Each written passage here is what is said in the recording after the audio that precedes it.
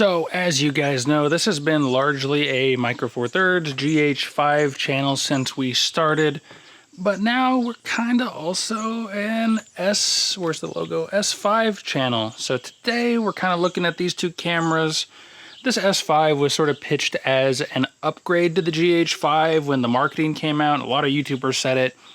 I'm not sure I 100% agree. Sometimes I'll pick the GH5, sometimes I'll pick the S5. It really depends on the situation. But whether you're planning on upgrading from the GH5 to the S5, or maybe, like me, just planning on adding one to your lens and camera gear setup, this video is mostly focusing on 5 things that I really, really love about this camera, and things I think it does really well. And also 5 things that I really don't like, or things that are at least bugging me, or, you know, they're pretty much nitpicks, let's be honest. There's so much more good about this camera than bad. But anyway, whether you're looking to upgrade, whether you're looking to add this to your collection and keep your old GH5, we're going to look at 5 things I love and don't love quite so much about the Panasonic S5. Let's get into it with my first. Let's start positive. Let's start with the good thing first. Okay, so this one's not super easy to show with like the camera right in front of me, but it's just like the menus, you know, the quick menus easier, the actual menus easier. You know, it's got a bunch of custom buttons, almost as much as the GH5, if not a pretty similar amount, you know, one up here, one on the back, you know, it just works out, okay? Like I haven't found there's like not enough custom buttons, especially with being able to like customize the D-pad to do all different kinds of things. And just general user interface stuff. The quick menu, like I said, is a lot better, and you can switch things a lot faster, to the point where I actually messed it up on my GH5 now because it feels slow that you have to like go down, select something, and then change it. With the S5, once something's highlighted, you can just like scroll on this front wheel and be changing settings right away, going through your different codecs or white balances really quickly. Another small user interface thing that I really enjoy about this camera is that when you're in like auto ISO mode, for example, it actually shows you the ISO as you're recording, where on the GH5 it just kind of is blank and just like whatever, don't worry about it. So if you're in auto ISO, you can kind of get an idea of how the ISO is displaying even while recording. So just, you know, nothing super revolutionary when it comes to the menus and the usability, but just a bunch of little changes that, in my opinion, go a long way. And I think a lot of these, oh, there's bugs. So yeah, number one good thing, the menus and custom buttons in general. Okay, so we're up to the first dislike, and that's gonna be the screen and the EVF. These are both pretty substandard for the industry as a whole right now. Most cameras are gonna have better screens and better EVFs than this, including the GH5.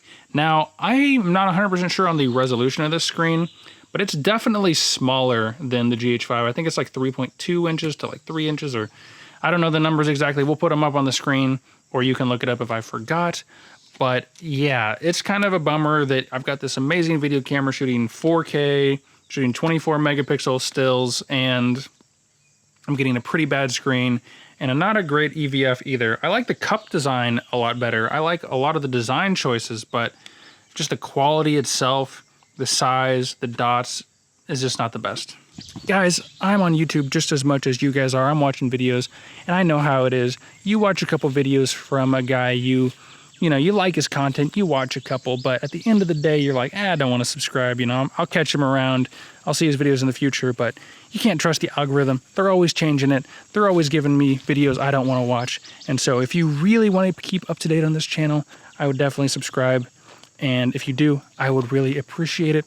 I'm to 1,000 now, so I'm kind of like, you know, who even needs more than 1,000 subscribers? But yeah, if you want to stay posted, don't trust YouTube, trust yourself, and subscribe to get notified when my new videos go live. All right, see you guys after the video. So the next thing I want to talk about as a positive for this camera is the sensor. We're gonna do a quick show real quick. It's a full frame sensor. You guys pretty much all knew that, but it's not really the size of the sensor that is what attracted me to this camera. See, my sort of thought process that got me interested in this camera in the beginning, and one of the biggest selling points of this camera to me, was the idea that this is kind of a GH6 in a weird way. See, a lot of people talked about the GH6 and basically said they could just put the GH5S dual gain, really good and low light sensor in the GH5 with its sensor stabilization, and it would be basically perfect. Just that's it. And when I look at this camera, full frame doesn't matter to me, really, although it is fun, don't get me wrong. But the ability to have a sensor with IBIS, in-body image stabilization, and a sensor that is good in low light with a dual native ISO, a low and a high. Here's all of those, by the way, if you are interested, because it is confusing. It's got a lot of different ISOs for the different profiles. But having IBIS and amazing low light, both do because of the sensor size, but more because of the dual gain sensor. It's just everything more or less that I wanted in the GH6. And I think that's really cool. So yeah, number 2 good one is, I'm going to show you again, the sensor. But not just because of the size. Ugh.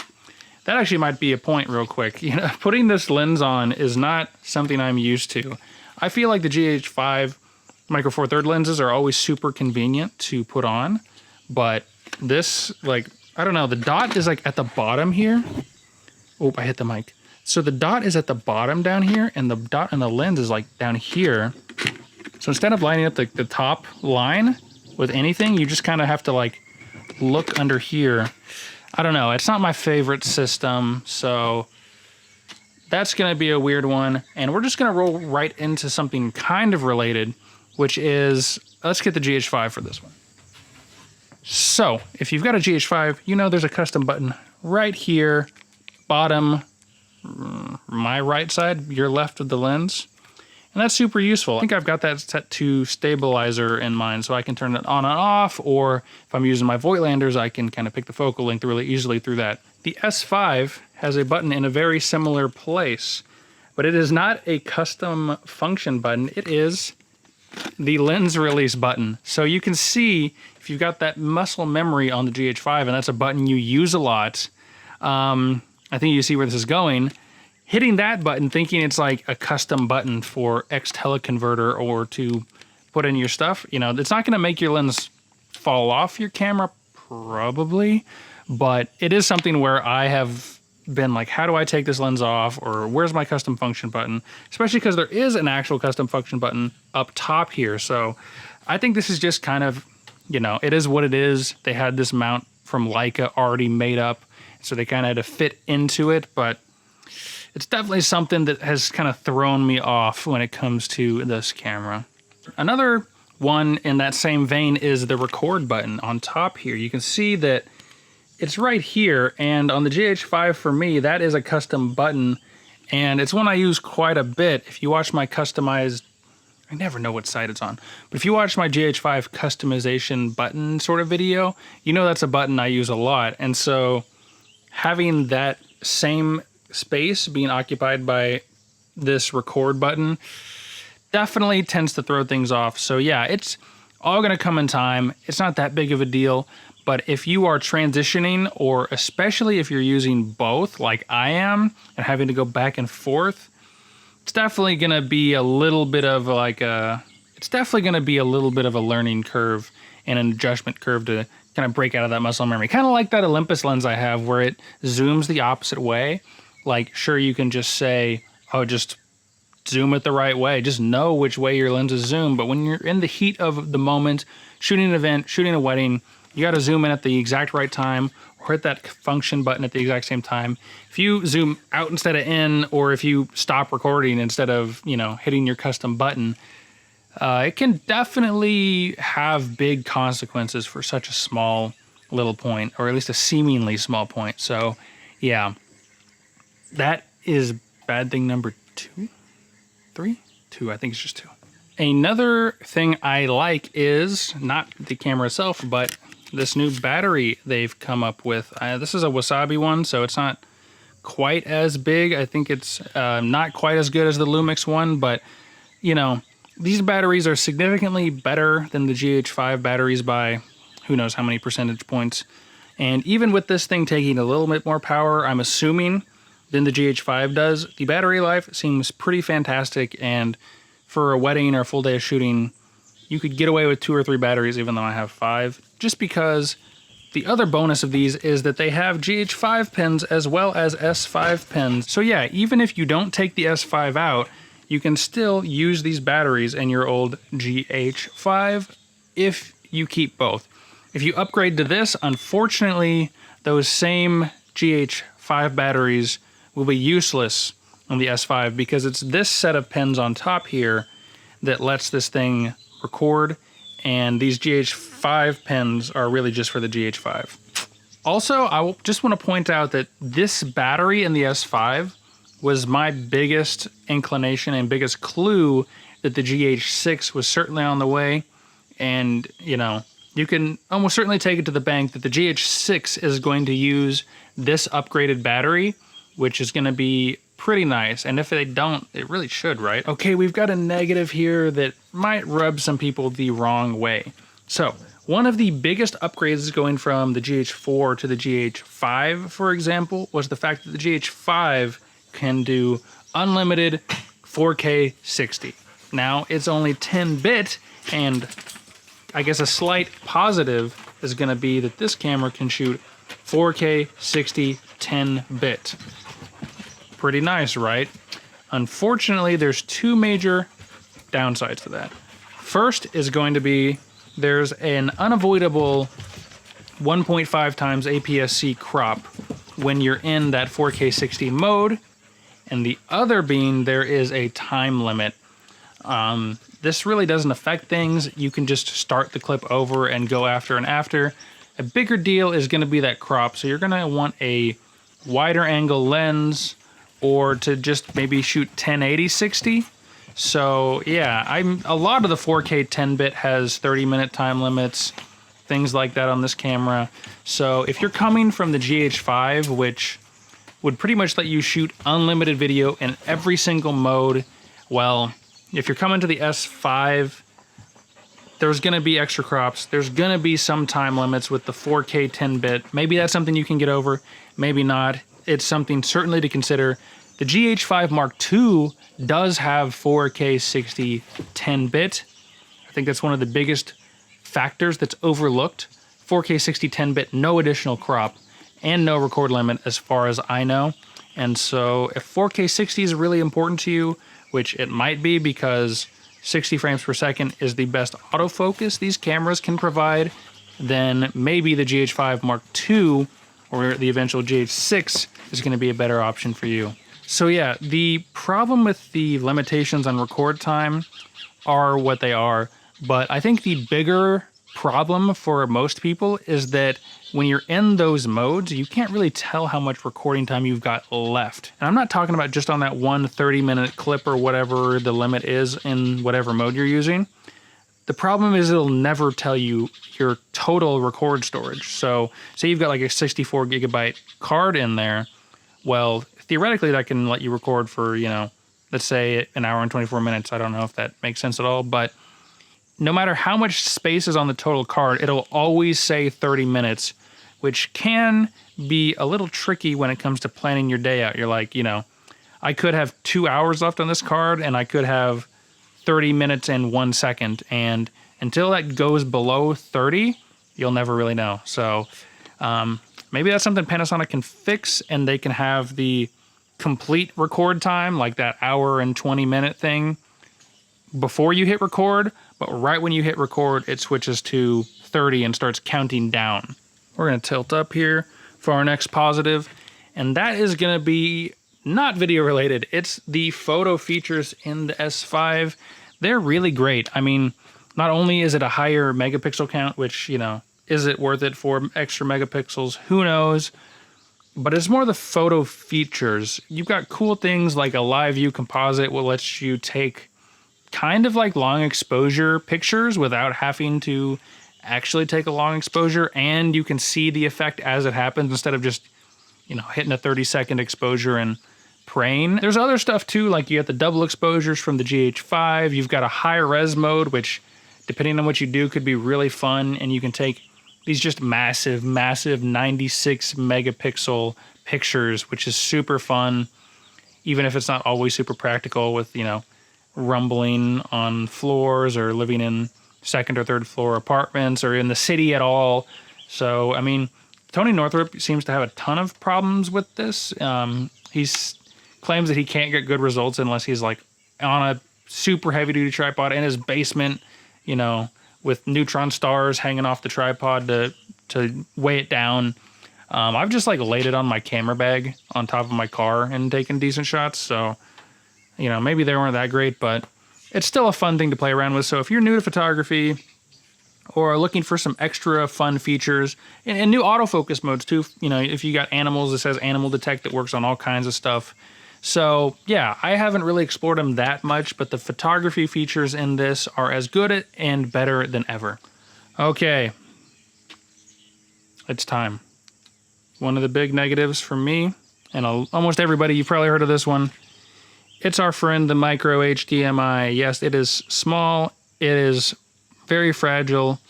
I haven't broke it yet or broke anything off in it. Like my cables are totally fine, but I've been using clamps. I've been extra careful, but yeah, do I wish this was a full-sized HDMI? And do I think they could have probably done it if they tried?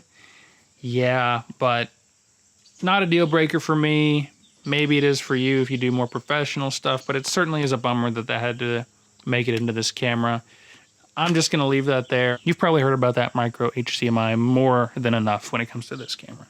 Now, our final good point before we move on to our final negative point, and that is going to be the lens selection for this camera. I've got this amazing S Pro certified by Leica 24-70 with not the original lens cap, and it's pretty great. I've never had a traditional 24-70. I've never even had a full frame camera, but I can see why this focal length is as popular as it is. It's super handy. You know, I still like 20 millimeters better than 24, but it's a classic for a reason. So, what about the lenses on the S line are so amazing? Well, let's go from front to back here. So overall, the lenses looked really nice. They're super well designed, weather sealed, splash proof.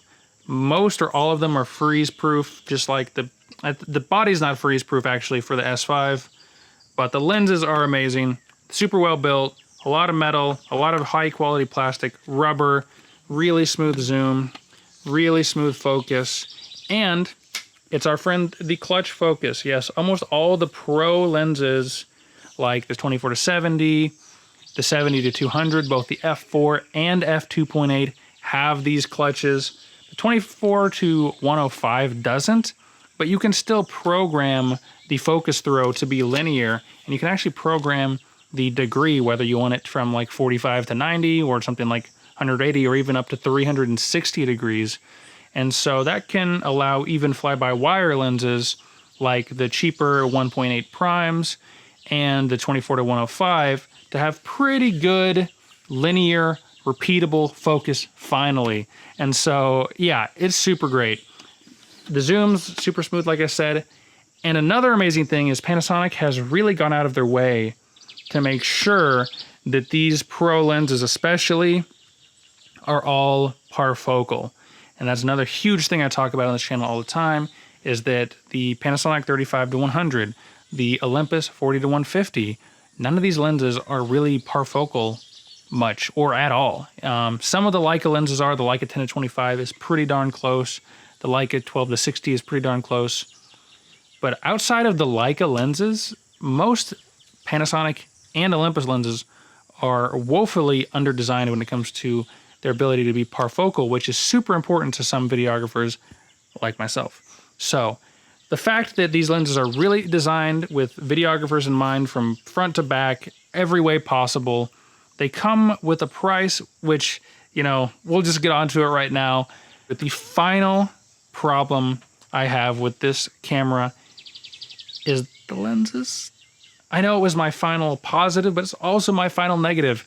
While these lenses are super amazing, super well designed for videographers like myself, they also are super expensive, prohibitively so in some cases. This thing is like $2,600 new, $2,300 new. I got mine massively discounted on eBay, but if you look at anything like the 70 to 200 f2.8 is ridiculously expensive. The 50mm f1.4 is, oh my gosh, I don't even want to think about the price. And so if you're going to switch over, none of your Micro Four Thirds lenses are going to be able to be adapted to this. And so just expect a hefty cost alongside these lenses. You can always get some third-party ones, but they are going to miss out on some of the benefits like the weather sealing, the parfocal, the clutch, the linear focus, the improved autofocus, which is something I didn't really talk about. And so if you're going with something other than first-party Lumix lenses, it's just not, you're missing out on a lot of the benefits of the lenses for the L mount, in my opinion. The other problem with the L mount is it's woefully unfinished. Sigma has a 24-70 to compete with this one that seems pretty good, but again, does have a few shortcomings compared to this lens. But the big thing for me is it doesn't have a 70-200. Panasonic has a 24-70, has a 70-200. They've released a 50 and an 85mm f1.8, which seem really fun, but where's the 30mm? Where's the 24mm? Where's the 16-35 f2.8? There's an f4 version, but is that going to be good enough? And so you have to just realize this lens mount is in its infancy and is still being worked on. So are these lenses coming? Yes. When are they coming? If someone tells you, I wouldn't believe them because I don't think anybody knows. So yeah, as much as I love Panasonic and I love the L mount and I love everything, it's just a little frustrating that they're still missing out on some really basic focal lengths, you know? I mean, they're releasing that 50mm 1.4 to start with, and, you know, just released that 50mm 1.8 that I think is going to be good enough for most people. So yeah, it really slightly questionable. Slightly questionable to say the least. So there you have it, the S5 versus the GH5 kind of. And things to keep in mind if you're planning on upgrading or adding this to your kit. Yes, there's problems with it. Yes, I have issues. Yes, I'm still learning how to use this camera, but in general, I've had an amazing time with this camera and I still think it is an absolutely fantastic buy in 2021. And going forward, I mean, I didn't even mention this, but it's got full vlog included in the camera, no extra cost, which is crazy. Not even, you know, only one other L mount camera has that. The rest is $100 or $200 upgrade, just like the GH5. And so it's a fantastic camera if you are invested in Micro Four Thirds, invested in Panasonic or Lumix, and want to see what their full frame, you know, has to offer. Go ahead and get this camera. I think it'll be worth it, and I think you'll enjoy it, but who knows? Again, this was not a comprehensive review of this camera at all. This was just an interesting idea I had to kind of compare it to the GH5 because they did market this camera to be an upgrade, and again, it's not an upgrade really, it's just different. Is it different in a good way? Different in a bad way? Is it going to be worth upgrading to? Is it going to be worth adding to your collection? That's going to be up to you to decide. But for me, it definitely has been worth it.